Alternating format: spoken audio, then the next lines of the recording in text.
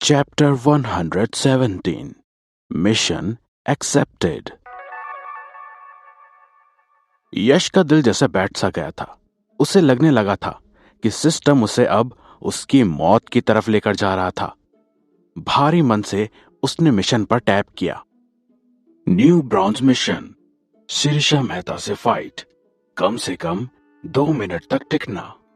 क्या 2 मिनट से ज्यादा फाइट? यश पूरी तरह से आज तक शिरीषा की ताकत को नहीं समझ पाया था। खैर, बात तो यह थी कि सिस्टम कभी भी यश को आसान मिशन तो देता ही नहीं था। यश को मिशन क्लियर करने के लिए अपना बेस्ट तो देना ही होगा। वैसे ही अगर दूसरे तरीके से देखा जाए तो शिरीषा मेहता के लिए 2 मिनट तो बहुत ज्यादा थे यश को हराने के लिए। यश को 2 मिनट भी टिकने के लिए जी जान लगानी होगी। यही सब सोचते सोचते आखिरकार यश ने अपनी ताकत का भी मुआयना किया। उसे लगा कि उसकी वो डिसेंट फिजिक जो गांव में खेती करने से बनी थी और जो थोड़ी बहुत फाइटिंग टेक्निक उसने अपने बचपन में सीखी थी, उससे 3-4 सड़क छाप गुंडों को तो वो मार ही सकता था। और तो और यश को सब आम लोग एक एक्सपर्ट फाइटर समझते थे। फिर क्या वो 2 मिनट भी नहीं टिक सकता शिरीषा के सामने?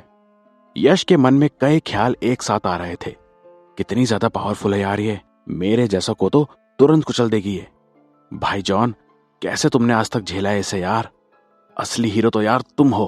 और ये साला सिस्टम, इसको क्या ऐसे ही मिशन देने होते हैं जिनमें मेरा पसीना तो निकले ही निकले और साथ ही साथ पसलियां भी टूट जाए?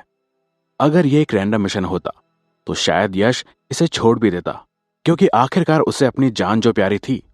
लेकिन ये तो ठहरा ब्रॉन्ज मिशन और यश बिल्कुल भी अपनी तरफ आती इस स्पेशल एबिलिटी को नहीं छोड़ना चाहता था। इससे पहले यश ने 2 अच्छे खासे ब्रॉन्ज मिशन पार किए थे। ये वाला तीसरा था और इसमें यश को शिरीषा मेहता का पंचिंग बैग बनना था। लेकिन फिर भी जान का खतरा तो था। लेकिन यश ने हार नहीं मानी। चाहे जो हो जाए, सैंडी तो है ही ना। यश ने जैसे तैसे अपना मन बना ही लिया और शायद ये बोल के वो खुद को सांत्वना दे रहा था। आखिरकार यश ने शिरीषा को चैलेंज कर ही डाला। दिन चुना फ्राइडे की शाम 6 बजे। शिरीषा ने भी ओके बोलकर हामी भर दी। दोनों ने एक दूसरे से व्हाट्सएप नंबर शेयर कर लिए और अपने अपने घर चले गए। घर पहुंचकर चैलेंज के एक्साइटमेंट में यश सीधा जिम की ओर चला गया। पुशअप्स, सिटअप्स, ट्रेडमिल, डंबेल्स और वो सब कुछ जो उसके वर्कआउट को और बेहतर बना सकता, उसे फाइट करने के लिए तैयार कर सकता था, यश ने बेझिझक वो सब कुछ ट्राई किया। इधर यश में अचानक आए इस बदलाव से विला के सभी राक्षस कंफ्यूजन में पड़ गए थे। पांचों बैठकर आपस में फुसफुसा रहे थे और पांचों यश के सामने जिम में ही बैठ गए। सबसे पहले जूही ने बोला, तुम लोग को क्या लगता है मास्टर को अचानक क्या हो गया? वहीं चीकू अपनी हंस की नजरों से यश को घूरते हुए बोला, लगता है हमारा मास्टर पागल हो गया है। वैसे चिंता की कोई बात नहीं, बीच बीच में उसे ऐसे दौरे आते रहते हैं। पूल डियटी ने अपनी धीमी सी आवाज में बोला, कहीं कल यूनिवर्सिटी कैंपस में स्पोर्ट्स डे तो नहीं है? सैंडी मुंह बनाते हुए पूल डियटी की बात पर बोला, गधा। यश ये नहीं जानता था कि सभी मिलकर उसका मजाक उड़ा रहे थे। वो तब तक वर्कआउट करता रहा जब तक वो थक के चूर ना हो गया हो। उसे एक बात अच्छे से समझ आ गई थी कि भले ही सिस्टम ने उसके अंदर वो फाइट टेक्निक्स और मसल मेमोरी डाली हो, लेकिन उन सबको काम में लाने के लिए उसका ट्रेनिंग करते रहना जरूरी था। लगातार 3 सेशंस के बाद उसे कुछ इंप्रूवमेंट्स लगने लगे। वो अब मोटिवेटेड फील कर रहा था। उसे लगने लगा था कि अगर वो ऐसे ही जम के मेहनत करता रहा तो वो बेहतर बनता ही चला जाएगा। खैर, ये सब पहचानने में अब वो कुछ लेट सा हो गया था। वर्कआउट खत्म होते ही यश ने सबसे पहले नहाकर अपने रूम में जाकर पॉइंट जमा किए। ये ब्रॉन्ज मिशन और इसके ऊपर की जाने वाली मेहनत भले ही जरूरी हो, लेकिन उससे भी ज्यादा जरूरी था यश की कंपनी का काम। और आखिर उसी से तो सिल्वर मिशन का रास्ता खुलता। सभी राक्षस बैठ के लिविंग रूम में टीवी देख रहे थे। तभी बगल से यश आया और चीकू को बुलाकर कहा, चीकू, मुझे तुम्हारी कुछ मदद चाहिए, कुछ सूंघकर पता लगाना है। चीकू ने यश की तरफ घूरती हुई निगाहों से देखा। बात तो ऐसी कुछ नहीं थी, लेकिन शायद चीकू ऐसा ही था। ठीक है, वैसे भी तुमने बहुत कुछ लाकर दिया था मुझे उस दिन। मैं कर दूंगा तुम्हारी मदद। खैर, इस बार क्या चाहिए? चीकू बोला। यश ने थोड़ा सोचकर कहा, मुझे कुछ ऐसा चाहिए जो पोटेंशियल कैंडिडेट्स को ढूंढ सके, या कुछ भी ऐसा जो एक आदमी का कैरेक्टर बता सके। खैर, चीकू ने अपने दिमाग में यह बात डाल ली और खोज पर निकल पड़ा।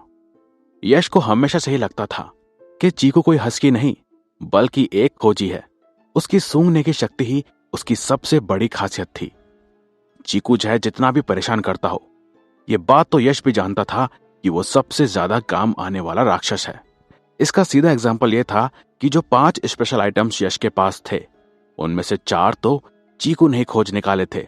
अगर टीटू और खुद चीकू को छोड़ दिया जाए तो बाकी तीनों राक्षस, जूही, सैंडी और पूल डियटी तो चीकू के ही खोज के थे। यश ने भी ये सब सोचते हुए मन ही मन बोला, यह साला पूरे घर का सरदर्द हो सकता है, लेकिन दूसरी ओर सबसे ज्यादा मददगार भी यही है।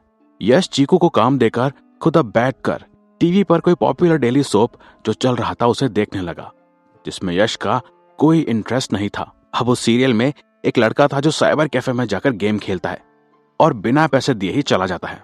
यश ये सब देखकर अपने टाइम को याद करता है। जब वो गेम खेलने जाया करता था तो उसे तो बिना पैसे लिए बैठने भी नहीं देता था कैफे का मालिक। उसने सोचा, काश मुझे भी एक ऐसा ही कैफे मिला होता। यश मन ही मन सोचते हुए टीवी देखता रहा। एक एपिसोड खत्म होते होते चीकू लौट आया था। उसने आते ही कहा, मास्टर, मुझे कुछ मिला है, मेरे पीछे आओ। यश चीकू का पीछा करते हुए स्टडी रूम तक पहुंचा। चीकू ने कोने में रखे एक कॉपी मशीन की ओर इशारा करते हुए कहा, तुम इसमें पॉइंट जोड़ सकते हो। थोड़ा चौंका हुआ सा यश कॉपी मशीन की ओर देखने लगा और चीकू से बोला, ये तो कुछ वैसा नहीं लग रहा जैसा मैंने तुमको ढूंढने के लिए कहा था। एक कॉपी मशीन का भला टैलेंट ढूंढने में क्या काम? चीकू अपने उसी गुस्से वाले टोन में बोला। देखो मास्टर, मुझे नहीं मालूम कि तुम्हारा क्या काम हो सकता है क्या नहीं। मुझे इसमें से एक तेज स्मेल आ रही है और ये जरूर कुछ काम की चीज होगी ही होगी। ये बात तो यश भी जानता था कि चीकू काम के समय मजाक नहीं करता था। अगर उसने बोला है कि कुछ है तो मतलब कुछ तो जरूर है। खैर, यश के पास 2 एक्स्ट्रा रैंडम पॉइंट्स थे, जिसमें से एक उसने उस कॉपी मशीन में डाल दिया। अब उसके हाथ में बस एक ही पॉइंट बचा था, तो इस कॉपी मशीन का उसके काम लायक होना जरूरी था। यश ने पॉइंट डालने के बाद ना जाने क्या सोचा और चीकू को वापस लिविंग रूम में भेज दिया और उसके जाते ही दरवाजे को बंद कर दिया। उसने सिस्टम खोला तो कॉपी मशीन के ऊपर अपने आप एक जगमगाता हुआ प्लस बटन बनकर आया। यश ने बिना कुछ सोचे उस प्लस बटन को दबा दिया। कुछ ही देर में कॉपी मशीन चमकने लगा था और उसका रंग रूप भी बदल रहा था। वैसे तो कॉपी मशीन आकार और वजन में एक नॉर्मल कॉपी मशीन जितना ही था, लेकिन जैसे ही यश ने वो बटन दबाया था उसके बाद से ही वो मशीन छोटा होते जा रहा था। यश ने ये देख मन में कहा, तो ये सिकुड़ा हुआ कॉपी मशीन, अब ये किस तरह का स्पेशल आइटम है? थोड़ी देर रुकने के बाद यश के सामने एक विंडो पॉपअप हुआ जिस पर लिखा था, acquired special item collect. Option में थे यस या नो। यश ने बिना और वक्त गवाए तुरंत यस पर क्लिक किया। बस थोड़ी ही देर में पूरा का पूरा कॉपी मशीन अपने पुराने रूप से बिल्कुल एक नए रंग रूप में बदल गया।